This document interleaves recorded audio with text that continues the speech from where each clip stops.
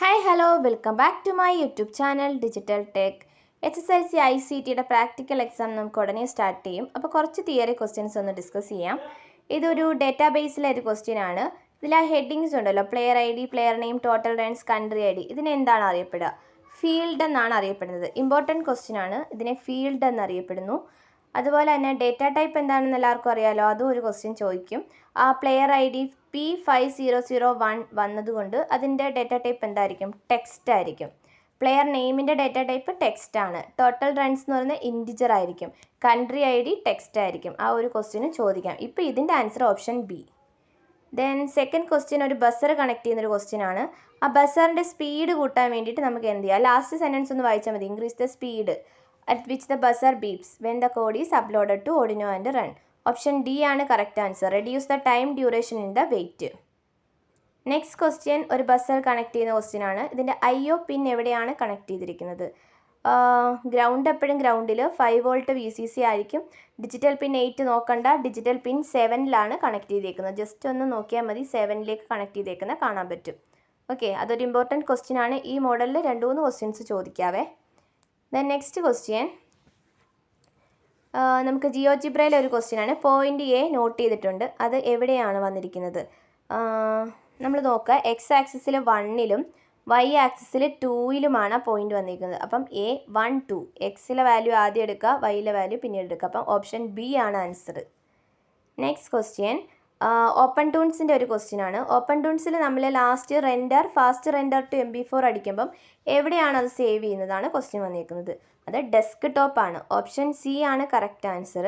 Desk ടോപ്പിലേക്കായിരിക്കും save ചെയ്യുന്നത്. അവിടുന്ന് റീനെയിം ചെയ്ത് കോപ്പി ചെയ്ത് നമ്മളുടെ എക്സാം ടൈം പ്രോഡക്റ്റിൽ കൊണ്ടിടുക. നെക്സ്റ്റ് ക്വസ്റ്റ്യൻ ഓപ്പൺ ടൂൺസിൽ തന്നെ ക്വസ്റ്റ്യൻ ആണ്. ഒരു പുതിയ പ്രോജക്റ്റ് എങ്ങനെയാണ് സ്റ്റാർട്ട് ചെയ്യുന്നത്? Open Toonz startup window. Option B ആണ് കറക്റ്റ് ആൻസർ.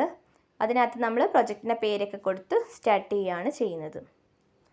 നെക്സ്റ്റ് ക്വസ്റ്റ്യൻ ഡേറ്റാബേസിലെ ഒരു ക്വസ്റ്റ്യൻ ആണ്. ഇതിനകത്ത് പുതിയ റെക്കോർഡ്സ് ഇൻസേർട്ട് ചെയ്യാൻ വേണ്ടി നമ്മൾ ഏതാണ് ചെയ്യുക? ഏതിലാണ് ക്ലിക്ക് ചെയ്യുന്നതാണ്? ഓപ്ഷൻ ബി ആണ് കറക്റ്റ് ആൻസർ. അതായത് നമുക്കൊരു പ്രിൻ്ററിൻ്റെ തൊട്ടപ്പുറത്തുള്ളൊരു ഇതാണ് നമ്മൾ ഇൻസേർട്ട് ചെയ്യാൻ ഉപയോഗിക്കുന്നത്. ഓക്കെ, നെക്സ്റ്റ് ക്വസ്റ്റ്യൻ HTML ആണ്. അതിനകത്ത് ഹെഡിങ് 1ഉം Pയും തന്നിട്ടുണ്ട്. P എന്ന് പറയുന്ന പാരഗ്രാഫാണ്. H1 എന്ന് പറയുന്ന ഹെഡിങ് 1 അല്ലെങ്കിൽ ടെക്സ്റ്റ് എന്നറിയപ്പെടും. അപ്പോൾ എന്തൊക്കെ മാറ്റങ്ങളാണ് ഇതിനകത്ത് വന്നിരിക്കുന്നതാണ് അറിയപ്പെടുന്നത്? The text in the paragraph align to the center. പാരഗ്രാഫിലെ ടെക്സ്റ്റ് അലൈൻ ചെയ്തേക്കുന്ന സെൻറ്റർ. കറക്റ്റ് ആൻസർ ആണ്. ഓപ്ഷൻ എ കറക്റ്റ് ആണ്. The text in the paragraph align to left. അപ്പോൾ തന്നെ തെറ്റാന്ന് മനസ്സിലായി.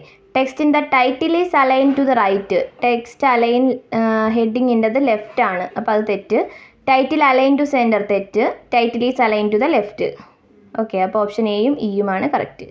നെക്സ്റ്റ് സ്ക്രൈബേഴ്സിലെ ഒരെണ്ണമാണ്. ടെക്സ്റ്റ് പ്രോപ്പർട്ടീസിൽ തന്നിരിക്കുന്നുണ്ട് 2 കോളം ഉള്ളത് 3 കോളമാക്കി. ലെഫ്റ്റ് അലൈൻ അത് റൈറ്റ് ആക്കി. അപ്പോൾ അതിനകത്ത് ഓപ്ഷൻസ് നോക്കിക്കോ. ഓപ്ഷൻ ഡി കറക്റ്റ് ആണ്. Enter 3 as the value of column field in the columns and text distance tab. Option ഡിയും ഓപ്ഷൻ ബിയുമാണ് കറക്റ്റ് ആൻസർ. അലൈൻ റൈറ്റിലേക്ക് ആക്കിയേക്കുന്നു. ഇത് രണ്ടുമാണ് മാറ്റം വന്നിരിക്കുന്നത്. ഇത് വെരി ഷോർട്ട് ആൻസറിലായതുകൊണ്ട് 2 ആൻസർ വീതം വരുന്നത് കേട്ടോ. നെക്സ്റ്റ് ഒരു ക്വസ്റ്റ്യൻ വെരി ഷോർട്ടിലാണ്. ഒരു ഓർഡിനോയിലെ 2 മാർക്ക് ചെയ്ത് കാണിച്ചിട്ടുണ്ട്.